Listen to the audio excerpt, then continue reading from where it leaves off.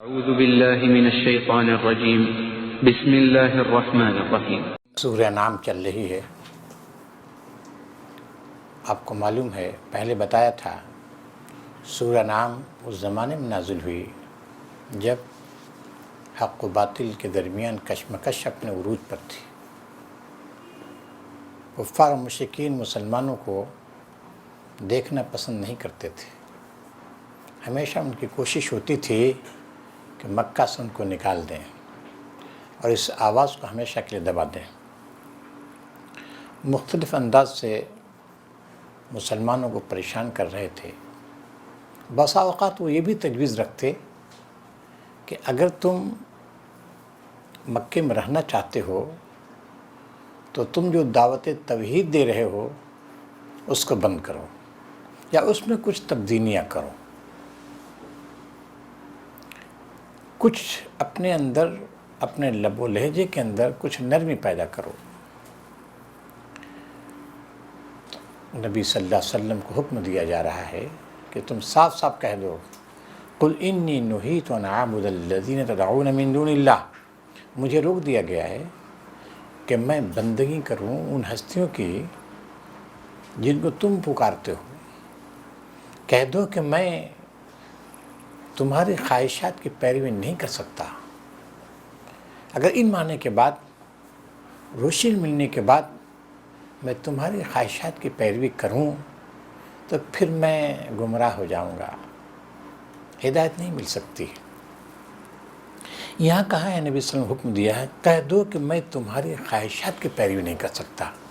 خواہشات سے مراد کیا ہے اشفاق بھائی؟ خواہشات سے مراد کیا ہے؟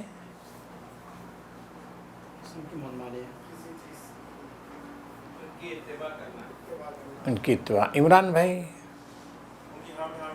ہاں ٹھیک ہے، مراد شرک ہے۔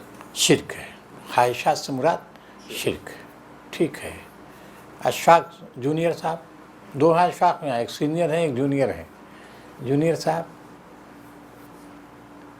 اب دیکھیے، جہاں یہ قرآن مجید جو احوا استعمال کرتا ہے مشرکین کی جانب، اس سے مراد ان کی بدعات ہیں، خرافات ہیں۔ بدعات دین کے نام پر انہوں نے جو ایجاد کر لی تھی۔ آپ کو معلوم ہے کہ مشرکین جو ہے اپنے آپ کا انتساب کس کی جانب کرتے تھے؟ ابراہیم کی جانب۔ اور وہ یہ کہتے تھے، نبی صلی اللہ علیہ وسلم پہ الزام لگا رہے تھے کہ ملت ابراہیم کے خلاف ہے، اس کی محمد کی دعوت ملت ابراہیم کے خلاف ہے۔ ان کا خیال تھا حضرت ابراہیم کی دعوت شرک ہے، وہ یہی سمجھتے تھے۔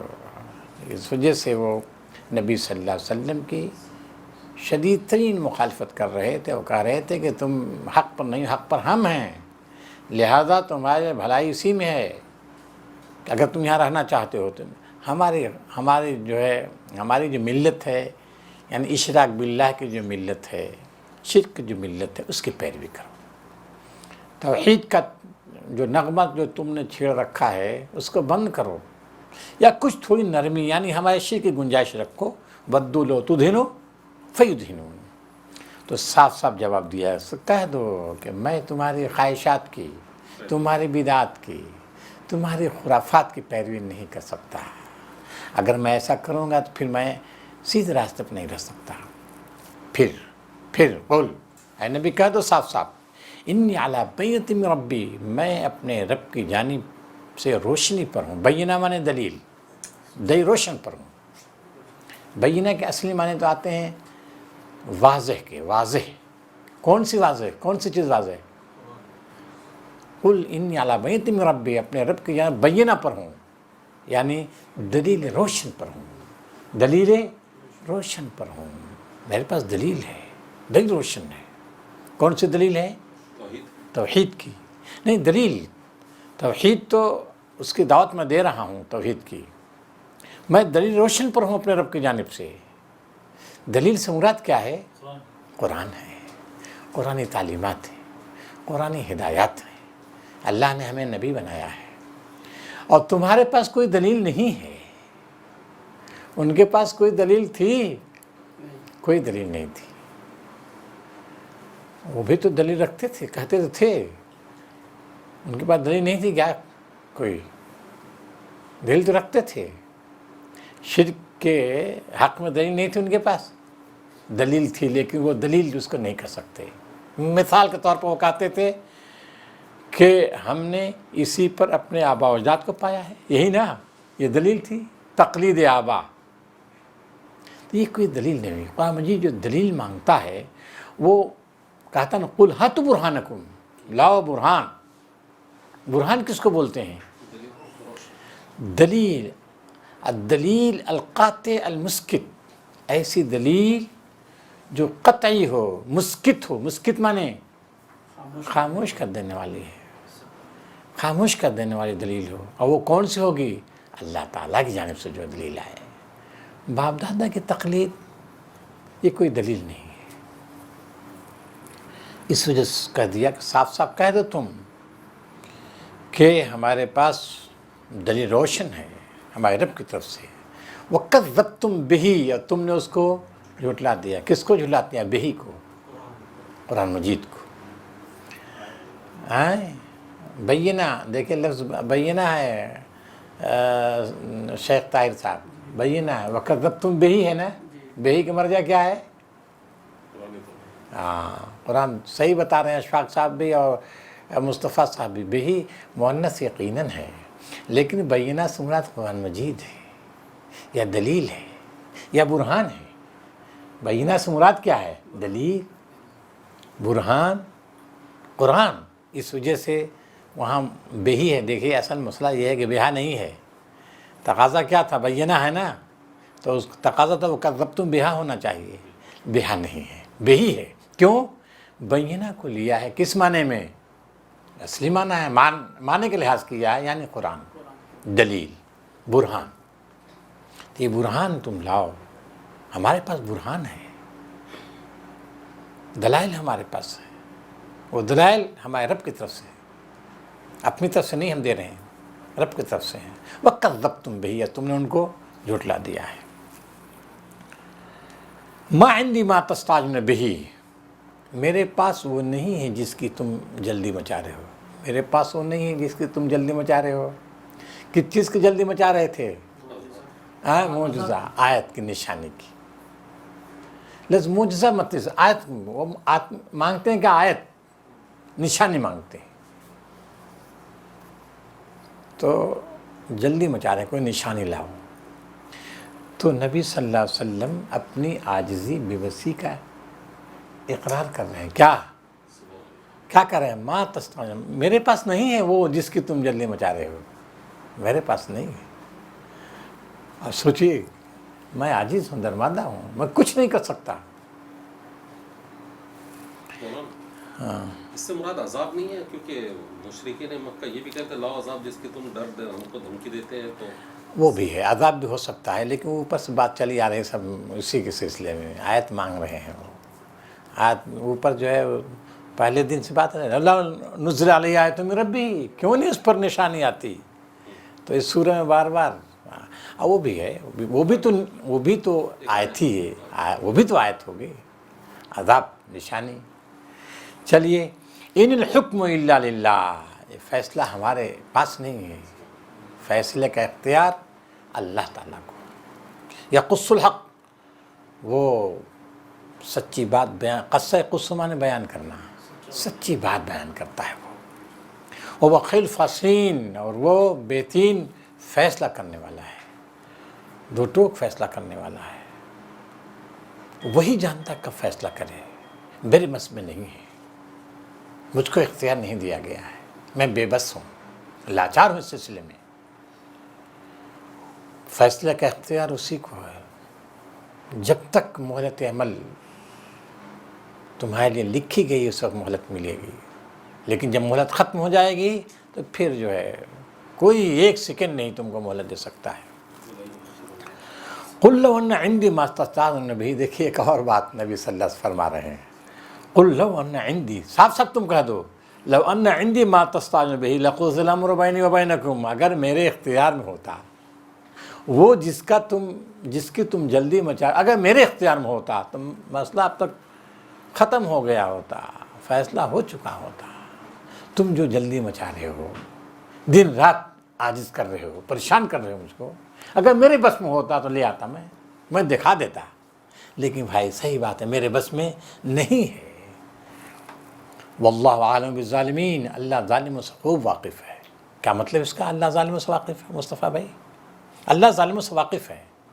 کیا مطلب؟ کفار مکہ کی جو حرکتیں ہو رہی ہیں، اللہ واقف ہے، یعنی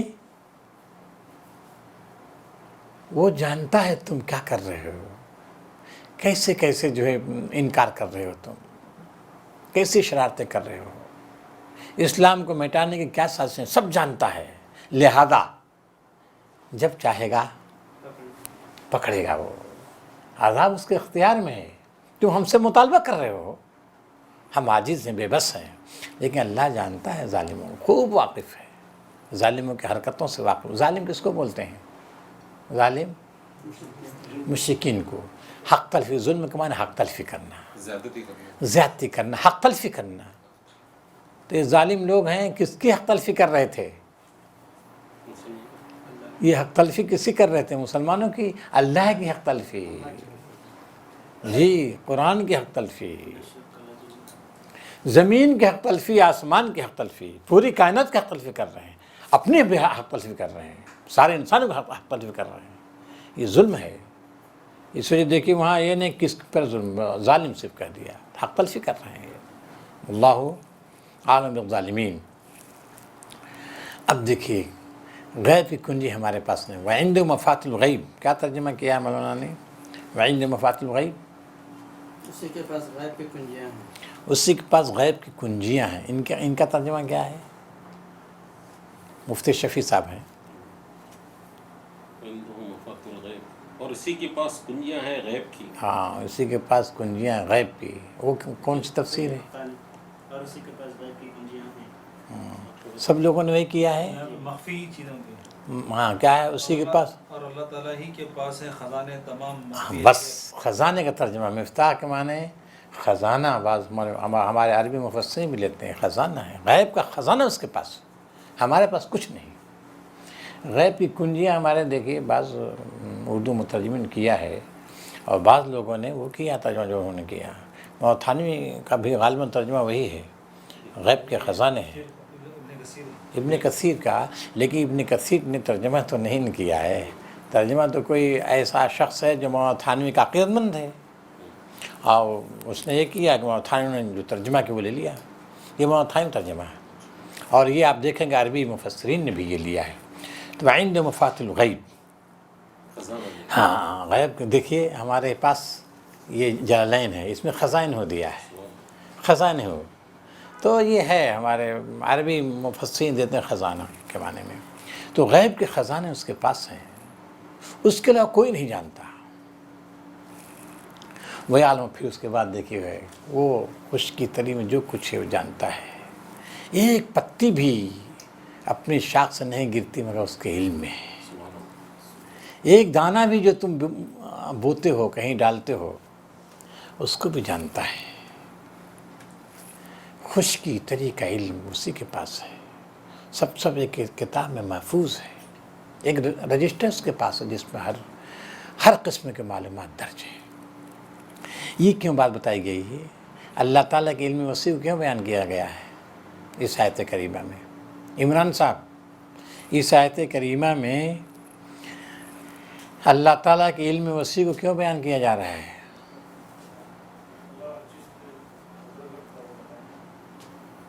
علم محیط کو کیوں بیان ہے؟ علم وسیع، علم محیط، ہماگیر علم رکھتا ہے وہ. یہ کیوں بیان کیا جا رہا ہے؟ اللہ عالم بالظالمین کے سلسلے میں اس کی وضاحت کر رہا ہے کہ اللہ ظالموں سے واقف ہے خوب، بے خبر نہیں. اور بے خبر نہیں ہے. بے خبر نہیں ہے تو کیا کرے گا؟ وہ اپنی حکمت سے بھی فیصلہ کرے گا، عذاب نازل کرے گا، پکڑ لے گا. گویا کہ آخرت کی پکڑ جو ہے حقیقی ہے. آپ بتائیے، ایک ایک چیز کا علم رکھتا ہے. کیا مطلب اس کا؟ ایک ایک چیز کا علم رکھتا ہے.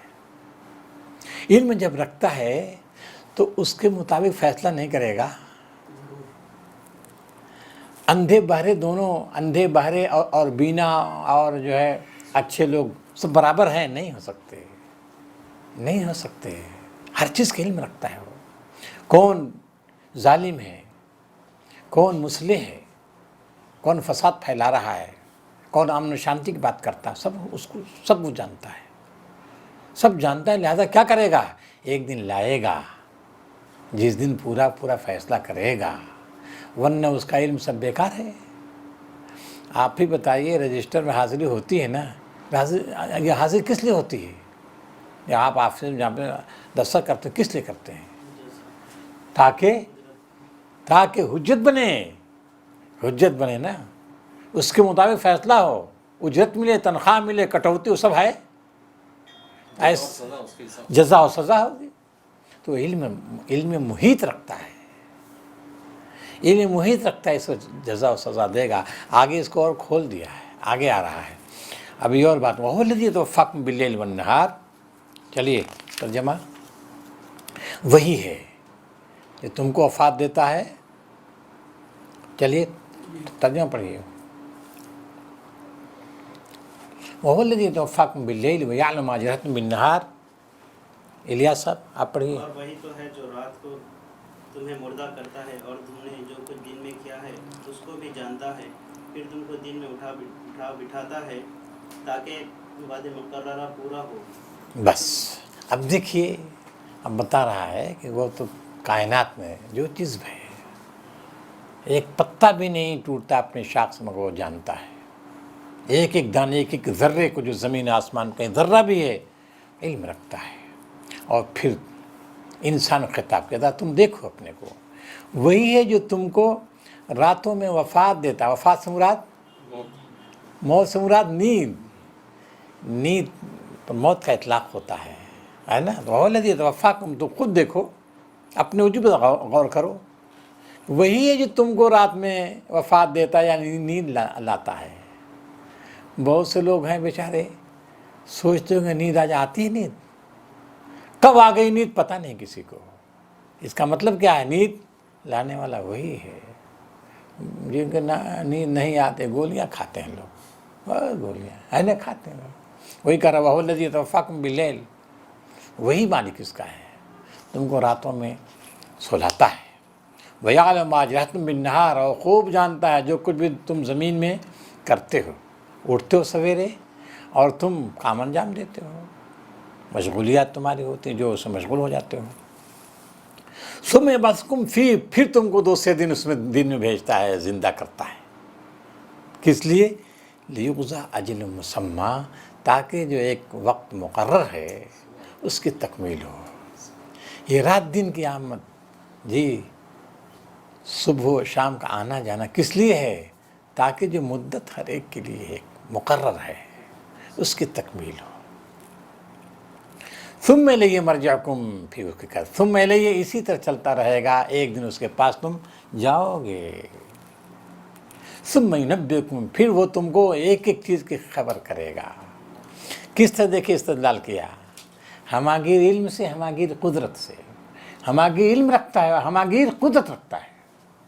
وہی تم کو رات کو وفات دیتا ہے، پھر وہی تم کو زندگی دیتا ہے. یعنی زندگی دیتا ہے مطلب اٹھاتا ہے. اب دیکھیے اسی بنیاد پر جب ہم سو کر اٹھتے ہیں تو مشہور دعا کیا ہے؟ الحمدللہ الذی احیینا بعد ما اماتنا. پھر اس کے بعد وَإِلَيْهِ النُّشُورُ. وَإِلَيْهِ النُّشُورُ. اسی کے پاس ایک دن حاضر ہونا ہے. تو اگر تم کو، یعنی مشرکین سے کہا جا رہا ہے، تم کو آخرت کے دلائل نظر نہیں آ رہے ہیں، قیامت واقع ہوگی، ایک دن حساب ہوگا، سب خدا کے سامنے تم حاضر ہوگے، اس کے دلائل تم کو نظر نہیں آ رہے ہیں. ذرا غور کرو، سوچو کیسے نیند آتی ہے تمہیں. سوتے ہو، پھر اس کے بعد سویرے اٹھ جاتے ہو. گویا اگر تم غور و تدبر کرو، ہر دن میدان حشر کے لیے تمہیں دلائل فراہم کرتا. ہر دن میدان حشر ہے. آدمی سوتا ہے، پھر دوسرے دن اٹھ جاتا ہے. گویا تمہاری نیند اور پھر نیند سے بیدار ہونا بہت بڑی دلیل ہے. کس چیز کی؟ قیامت کی. ایسی قیامت واقع ہوگی. 10 घंटा सोए, 8 घंटा सोए, 6 घंटा सोए, उठे। इसी तरह ये दुनिया है जी। दुनिया में इंसान मर जाता है, मरने के बाद एक दिन ऐसे ही उठेगा जी, ऐसे ही उठेगा। हो सकता है लाख साल हो, अलग मसला है, ये हो सकता है, लेकिन ऐसे ही बेदार होगा। जिससे इंसान रात में सोता है फिर दिन को बेदार हो जाता है। तो कुरान मजीद कहता है कि तुम निशानी का मुतालबा करो, लाओ निशानी। अरे निशानी, क़यामत की निशानी तो हर रोज़ तो मुशाहिदा करो, तदब्बुर करो। वहुवल काहिरु, फिर तर्जुमा पढ़िए। और वही अपने बंदों पर बालादस्त है और वो तुम पर मलाइका निगहबान भेजा करता है, यहाँ तक कि जब तुम में से किसी की मौत आ जाती है तो उसको हमारे भेजे हुए फरिश्ते कब्ज़ कर लेते हैं और वो कमी नहीं करते। बस मज़ीद कह रहा है कि देखो, वहुवल काहिरु फौक़ इबादिही, वही काहिर माने सब पर गालिब है, फौक़ इबादिही माने अपने बंदों पर बालादस्त है, बंदों पर बालादस्त है, बंदों पर उसी की हुकूमत है। कोई बंदा उस पर हावी नहीं, सब पर हावी वो, सब उसके नीचे हैं, सब पर वो हावी है, सब पर उसको गलबा और तमक्कुन हासिल है। वही युरसिलु अलैकुम हफ़ज़ा, बंदा गौर करो, वही तुम पर भेजता हफ़ज़ा माने निगहबान है, तुम्हारे आमाल का रिकॉर्ड रखते हैं, एक एक चीज़ को नोट करते हैं। वो हफ़ज़ा है, फरिश्तों की सिफ़ा हफ़ज़ा। और ये देखिए, ये हफ़ज़ा सिर्फ इंसानों को अल्लाह ताला इंसानों के लिए भेजता है नहीं, यहाँ जो है इंसानों के लिए भेजता है। क्यों? इंसान अशरफुल मखलूक़ात है, इस वजह से फरिश्ते इसमें मामूर हैं। ये गोरू जानवर मुमकिन हो ये मालूम नहीं है, लेकिन इसके तो मालूम है ना, उन पर उनका निज़ाम क्या है वो मालूम नहीं। लेकिन यहाँ तो साफ साफ है ना, वही है तुम पर फरिश्तों को भेजता है, वो मामूर है, सब पर मामूर है जी। नबी पर भी मामूर है, अबू जहल पर भी मामूर है जी, सबके साथ हैं फरिश्ते। वही सालिम हफ़ज़ा अलैकुम के खिताब देखें उन्हीं से है जो इनकार कर रहे हैं, तुम पर फरिश्ते मामूर हैं। अब आप देखिए बहुत से लोग हैं ना, अरे साहब चले जा रहे थे, अचानक उधर से गाड़ी आई, टक्कर हो गया, ज़बरदस्त एक्सीडेंट हो गया, और इतना हैरत अंगेज़ अंदाज बहुत से लोग बच गए कि नहीं? कैसे बच गए? बचे कैसे वो? डॉक्टर साहब कैसे बचे? हफ़ज़ा थे, बचा लेते। हमारे पास कहते हैं ना फरिश्तों ने बचा लिया। बस वो है, बिल्कुल है, वो मामूर हैं, अल्लाह ताला की जानिब से हफ़ज़ा, निगहबान हैं, बचा लेते हैं। फिर कहता है हत्ता इज़ा जा अहदकुमुल मौत, जब तुम्हें इस मौत का वक्त, एक मौका जब आ जाता है वक्त, तो वफ़त रसूलुना, तो हमारे रसूल तुमको वफ़ात दे देते हैं, वफ़ात दे देते हैं हमारे रसूल।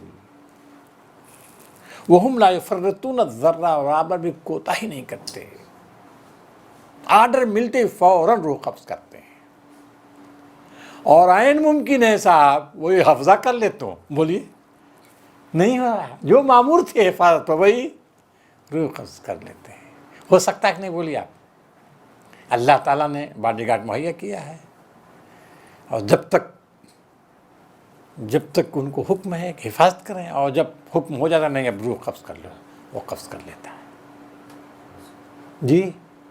दुनिया में कितने बॉडीगार्ड होते हैं, देखते हैं कि नहीं? बॉडीगार्ड, हमारे वज़ीर आज़म को जो है बॉडीगार्ड ने मार दिया। हाँ, दिन रात मुहाफ़िज़ है ना, कितने हिफाजत कर रहे थे ना, और फिर वही मार दिया। वक्त आ गया तो फ़ौरन, वक्त मुकर्रर है। इज़ा जा अजलहुम ला यस्तअख़िरून सअतन व ला यस्तक़दिमून वहुम ला युफ़र्रितून, ज़र्रा बराबर ये कोताही नहीं करते हैं। सुम्मा रुद्दू इलल्लाह, फिर जब मौत हो गई फिर उनको अल्लाह ताला ही यानी पलटाया जाएगा, वही उनका मालिक मौलाए हकीकी है। अला, सुनो, उसी के लिए हुक्म है, और वो उसका फ़ैसला बहुत तेज़ होगा। ऐसा हिसाब बहुत بہت تیز اس کا حساب ہے، دیر نہیں لگے گی، بٹن دبائے گا سب کا حساب آ جائے گا۔ اب تو یہ جو ہے بہت آسان ہو گیا ہے نا، اب کمپیوٹر نے جو ہے بالکل آسان کر دیا۔ قیامت کا منظر جو ہے نا، کیا لوگ سمجھتے ہیں ارے میدان حشر بہت دن نہیں، کچھ نہیں، وصول بس آتے ہی فوراً جو ہے بٹن دباتے ہی سب ہو جائے گا۔ وصول حاسبین ثم ردوا الی اللہ مولانا الحق اعلی الحکم وصول حاسبین، یہ کہنے کی ضرورت کیوں پیش آئی؟ مولا حقیقی کے پاس جائیں گے، مولا آقا فرما روا جو ان کا ہے، اور حق ہے، حق ہے، وہ حقیقی ہے، اور اسی کا فیصلہ ہو، کسی اور کا فیصلہ نہیں ہوگا۔ یہ بات کیوں کہی جا رہی ہے؟ معبودان باطلہ کے رد ہاں، معبودان باطلہ کے رد میں بات کہی جا رہی ہے۔ اور اشفاق بھائی سینئر صاحب، یہ کیوں معبودان باطلہ کا ذکر یہاں اور پھر فرشتوں کا ذکر ہوا؟ کیوں؟ فرشتوں کا ذکر ہے نا، کس پہلو سے فرشتوں کا ذکر ہوا؟ نشانیاں مانگ رہے ہیں۔ کیونکہ مشرکین اللہ کی خدائی میں فرشتوں کو شریک ٹھہرا رہے تھے۔ قرآن مجید بتا رہا ہے کہ فرشتے خدائی میں شریک نہیں ہیں، اللہ کے فرما بردار بنتے ہیں، اللہ کی فرما روائی کو تسلیم کرتے ہیں، جو حکم دیتا ہے اس کو بجا لانے میں دیر نہیں لگاتے، فوراً حکم بجا لاتے ہیں۔ تو یہ معبود نہیں ہیں بلکہ عابد ہیں، اللہ کے غلام ہیں، بندے ہیں، اور تم ان کو خدائی میں شریک ٹھہرا رہے ہو۔ پھر توحید کے دلائل مزید دے رہا ہے۔ دیکھیے اب یہ جو ہے آخرت کا منظر کھینچ دیا نا۔ اب پھر ہم نے بتایا تھا شروع میں کہ ایسی سورہ نام ہے توحید، آخرت، رسالت، پھر توحید، پھر شروع کر دیتا ہے توحید کو، اس طرح مختلف انداز سے بار بار آئے گا یہ۔ اب چلیے قل من ینجیکم، اے نبی صلی اللہ علیہ وسلم ان سے کہو، ان سے پوچھو کون ہے جو جنگل اور دریا کی اندھیریوں سے بچا کر لایا کرتا ہے، جس سے نہایت عجز ہو اور چپکے دعا کیا کرتے ہو اور کہتے ہو اگر تو نے ہم کو اس بلا سے بچا دیا تو ضرور ہم تیری شکر گزاری کیا کریں گے۔ ظلمات سے مراد کیا ہے؟ اندھیرا، خشکی کے اندھیرے سے اور سمندر کے اندھیرے سے کون بچاتا ہے؟ کیا مطلب اندھیرے سے؟ بھائی یہاں اندھیرا سے مراد جو ہے، اندھیرا یہ ہے تاریکی احوال، یعنی مشکلات، مصائب، آلام، مشکلات، ہولناکیاں، تباہیاں جب آ جاتی ہیں تمہارے سامنے، بحر میں بھی اور خشکی میں بھی، تو کون بچاتا ہے؟ آپ سوچئے صحرا کا سفر ہے، راستہ بھٹک گئے، کون رہنمائی کرتا ہے؟ یہاں اس زمانے کچھ تھا؟ کچھ نہیں، کون رہنمائی کرتا ہے تم کو؟ کون بچاتا ہے؟ یہی حال بحر میں تم سفر کرتے ہو، جب مصائب و آلام گھیر لیتے ہیں تو پھر کیا کرتے ہو؟ مصائب و آلام جب گھیر لیتے ہیں تو کیا کرتے ہو؟ اسی کو پکارتے ہو، اسی کو پکارتے ہو گڑ گڑاتے ہوئے۔ مخلصین لہ الدین، ہاں ہے نا، ہر جگہ یہ آپ دیکھیں گے۔ اس دلیل کو فطری دلیل بولتے ہیں، نفسیاتی دلیل۔ جب مایوس انسان ہو جاتا ہے، کوئی سہارا نظر نہیں آتا، موت سامنے جب کھڑی ہو جاتی ہے، ایک خدا کو بلاتا ہے، اسی کو کہہ رہا ہے کہ بتاؤ غور نہیں کرتے تم؟ غور نہیں کر، سوچتے نہیں کہ خدا ایک ہی ہے؟